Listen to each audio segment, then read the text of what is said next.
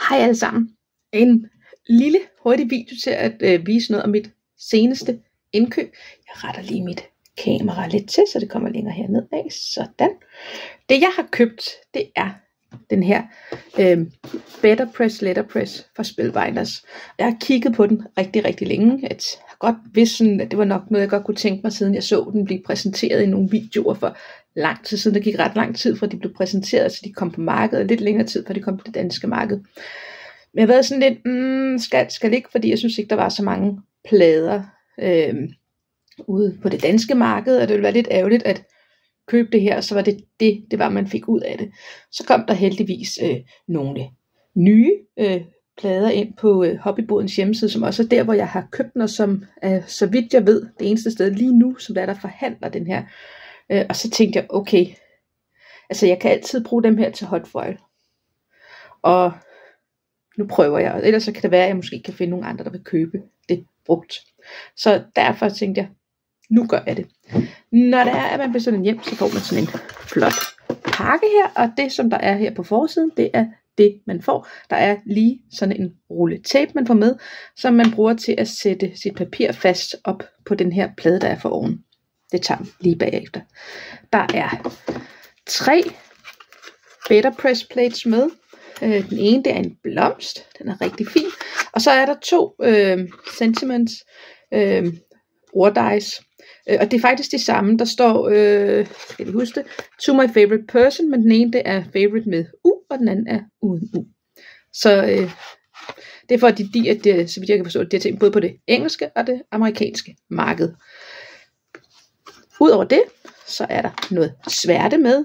Det er Ranger, der har lavet den sammen med Spellbinders, og det er en archival ink, og den kan man bruge til det her specifikt, og den skulle være særlig god til det.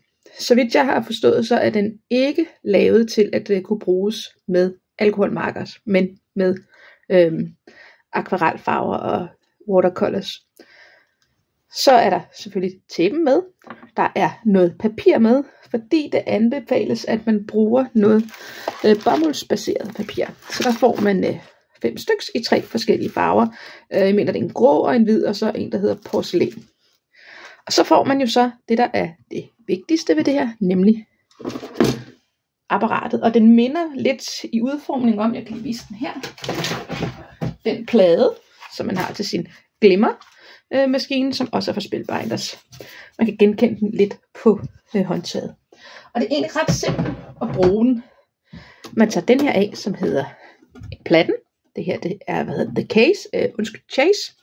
Og alt afhængig af, hvilket pres man har, så skal man så tage de her shims og putte ind under. Jeg har fundet ud af, at 2, det passer fint til min. Så tager man sin Better Press og lægger den ind her. Og det her, det er lavet til et 2 stykke papir, så man kan ligesom designe det og få det til at passe ind. Så nu vil jeg godt have den hernede i hjørnet. Jeg vil godt lige sikre mig, at den kommer til at være sådan, fordi så kan jeg vende min plade, og så få den trykket 2 gange, så jeg kan få lavet et panel. Jeg kunne også vælge at sige, at jeg sætter den sådan her op, men når jeg så drejer den, så kommer det til at vende lidt op og ned, så det er jeg ikke interesseret i at have sådan her. Så tager jeg mit papir,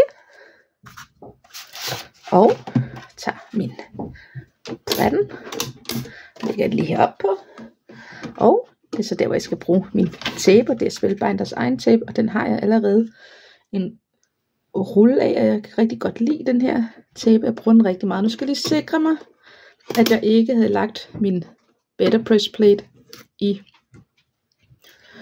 et hjørne, fordi så skal jeg jo selvfølgelig ikke have tape på der.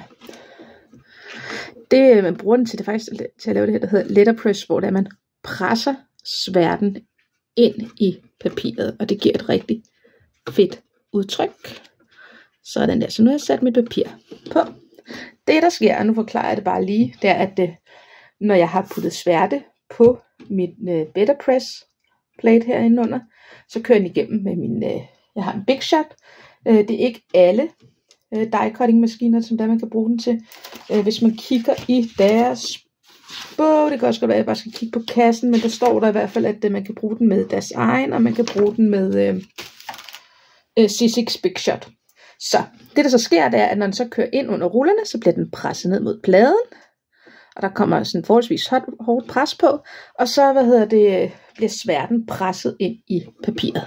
Så, og tænker jeg for god ordens skyld, at vi skal bruge den her. Jeg har selv testet med sådan noget som distressing, for det har jeg rigtig meget af, og der fik jeg det her resultat. Jeg ved ikke helt, om man kan se det her med, at det presser ned i papiret, men det er altså virkelig flot. Man kan måske se det lidt her. Jeg synes, det er virkelig flot. Så jeg har bestemt ikke fortrudt det.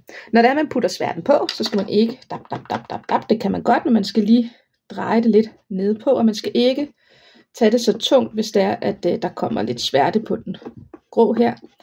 Det er det, der kommer til at ske. Jeg har lige set en video med Jennifer Maguire. Hun havde lagt et stykke acetat, tror jeg, ind under, så var det ikke blevet beskidt. Jeg skal lige have blevet det her, og derfor lige montere ned herover. Sådan. Udover Spellbinder selv, så laver Pinkpress Better Press plates til, og de, så vidt jeg kan forstå, så har de faktisk besluttet sig for, inden for ikke for alt for lang tid, at gå helt væk fra hotfoil plates, fordi man kan bruge dem her til hotfoils, og teknikken gør, at man kan få nogle meget, meget finere detaljer, end ved de hotfoil plates, man har brugt indtil nu. Så de vælger at gå helt væk fra, fordi så skal de ikke lave begge dele til deres produkter, og jeg mener også, at Altenew laver Better Press plates. Så jeg håber, at der kommer nogle flere hjem med tiden. Så nu tager jeg og kører den igennem maskinen. Min maskine den er ret stor, og den er tung at slippe frem og tilbage. Så det må I nøjes med at høre på, at jeg gør på afstand.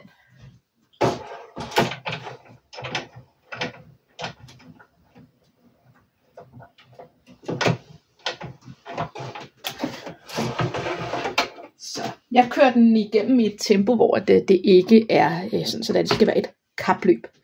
Inden jeg lige tager den af.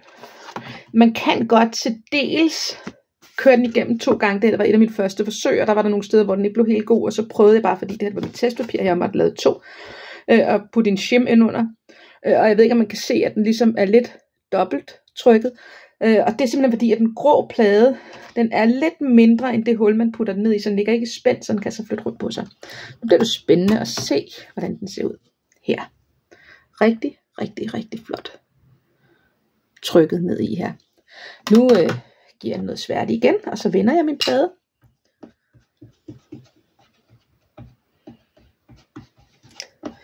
Noget af det, som jeg kommer til at skulle teste lidt selv de næste par dage, det er for eksempel, hvad sker der, hvis jeg bruger Nina-papir, som jeg har rigtig meget papir af, for så et andet resultat. Så nu havde jeg den sådan her før, drejer den lige 180 grader. Og magneterne her, de sørger for, at den bliver holdt fast, og det ikke flytter sig, og jeg skal lige se, om man kan se det. Der er sådan lige afstand imellem det, så den bliver presset ned. Så nu kan jeg lige igennem igen.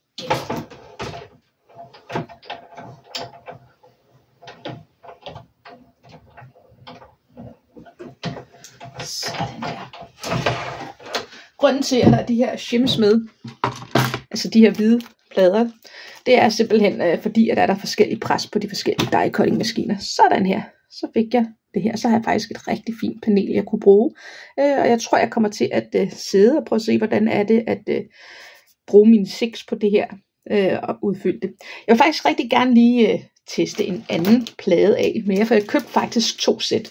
De er ikke helt billige, men taget i betragtning af, at jeg kan bruge det både til den her, og jeg kan bruge det til min hotfoil, og at altså hotfoil plates er dyre, så synes jeg faktisk, at det var et fint køb. Og det der er det fede ved en del af Spellbinders Better Press, det er faktisk, at de har lavet koordinerende dice til. Så jeg købte den her, som det er Simon Hurley, der har lavet den, de her magnolia blomster, og der er 3 sætninger til. I love you, happy Mother's Day, so grateful for you. Og så har jeg købt den her, som er ren tekst. Så der står just because. This card is full of birthday wishes. Thanks. I am touched beyond words. I am so sorry. Så det er noget sympati. Take care and feel better. Happy anniversary. Congrats. So proud of you. With sympathy. You are everything wonderful. A little something to make you smile. Thanks for being you. Happy birthday. Jeg forstår ikke helt den her you are everything wonderful. Jo, det gør jeg måske egentlig godt, når jeg tænker over det, at du er alt skønt. Så lad os prøve den her. Den har ikke været brugt før. Og så tror jeg, bare for at vise, at vi godt kan bruge det med nogle andre sværter. Og det kommer på sådan et fint stykke her. Så skal jeg på den af. Fedt nok. Vil jeg bruge en Distress Ink i stedet for. Så jeg får vist, at det kan den altså også. Så er der en lille ting her. Jeg kan se, at den kommer ikke til at passe på et A2. Jeg kan se, at den går en lille smule ud over. Så jeg tror, at det også nu kalder for alle tiders mulighed for at prøve at bruge noget Nina-papir. Så lad os teste det. Nu har jeg jo selvfølgelig ikke skåret noget ud, der passer til. Men må ikke det går. Så skal jeg lige hen og finde min. Den her. Nu har jeg ikke helt styr på, hvor stort et A7 er. Men lad os lige se her.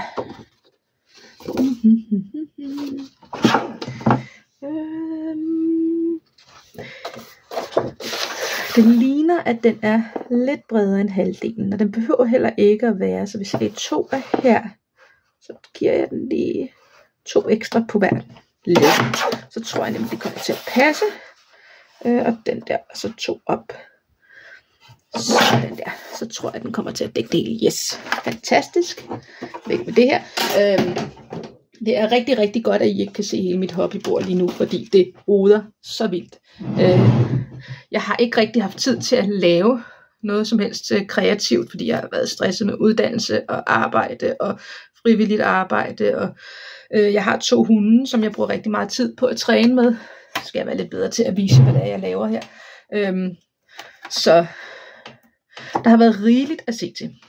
Jeg har fundet ud af, at det egentlig nok er bedst at sørge for at tape alle hjørner ned, så det er det, jeg kommer til at gøre.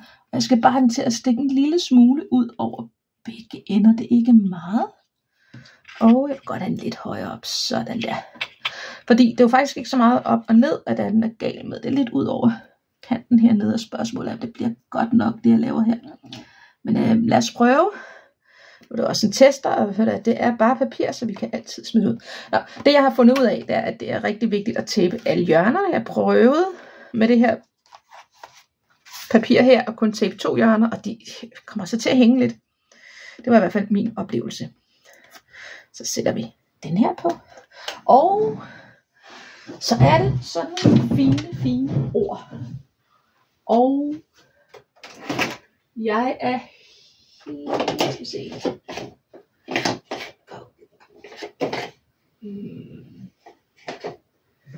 Det kan I selvfølgelig ikke se. Jeg tænker bare lidt over, hvilken farve skulle jeg bruge. Men det blev den her Uncharted Mariner.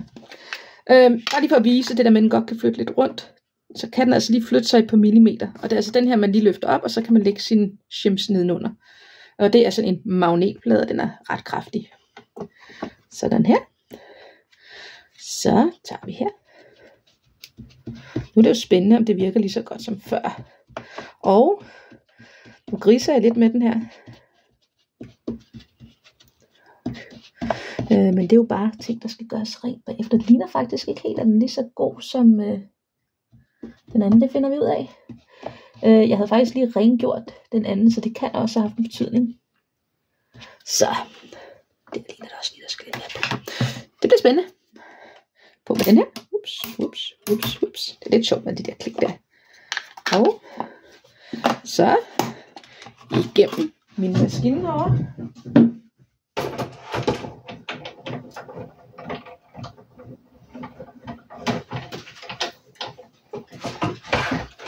Så ja, det er meget spændende. Der er i hvert fald sket noget, for jeg kan se et af ordene igennem her. Så lad os se. Sådan her, de er faktisk blevet fornuftigt okay. Der var lige kommet noget hundehår på her. Jeg tænker, at det kunne være rigtig sjovt at prøve det her med en permanent sværte. Så jeg tager lige det her af. Undskyld, en pigment sværte. Så nu tager jeg det her af, og så tror jeg simpelthen, at nu tager jeg bare, og jeg får lige lov til at tørre, for så vender jeg bare og bruger den anden side. Jeg bruger simpelthen min Distress i samme farve, for så slipper jeg for at gøre rent.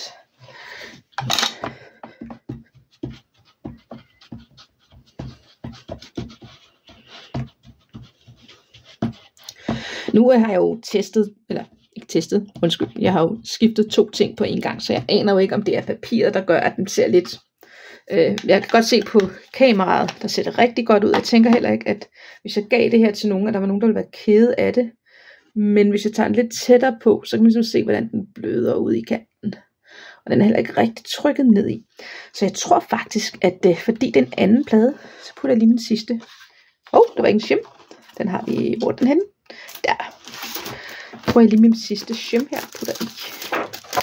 Sådan her. Og så er det måske lidt... Og de andre var der. På med den her.